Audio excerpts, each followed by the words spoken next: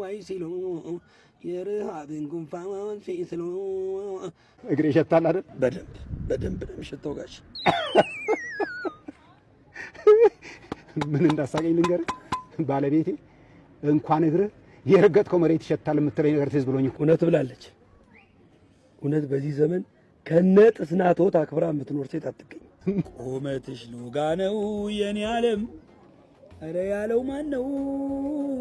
ለወሎ ልጅማ ሲያንሰው ነው፣ ለአምባሰል ልጅማ ሲያንሰው ነው።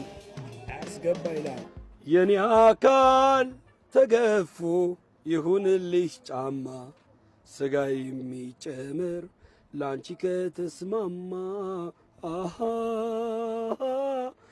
ማሬ ማሬ ማሬ ማሬ ማሬ እንዲያው ነፍስ ነገር ለኔ የኔ አይነት የተፈጥሮ ጠረን ነይ ነይ ነይ ነይ ጠረን ነይ ነይ ካ አስገባሁለት። አየህ ገንዘብ አንተ ጋር የሙዚቃ መሳሪያ እኔ ጋር የተስረከረከ ድምፅ እያለ የሙዚቃ አፍቃሪው ቆንጆ ዘፈን መስማት የለበትም? አንንም አይደል እንዴ ነጠላ ዜማ መልቀቅ እንደ ነጠላ ጫማ ማጥለቅ የቀለለው? በጣም እኮ ነው የሚያናደው። አይ ግዴ ምን አለ ሁሉም ሰው እንዳንተ ደስተኛ ቢሆን።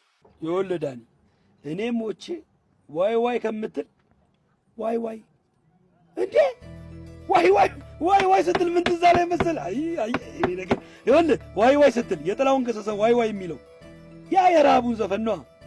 ማንም ሪሚክስ አድርገው ኤንዷን መጨፈሪያ ከማረጉ በፊት እኔ እናንተ ለስለስ አድርገን እንስራው።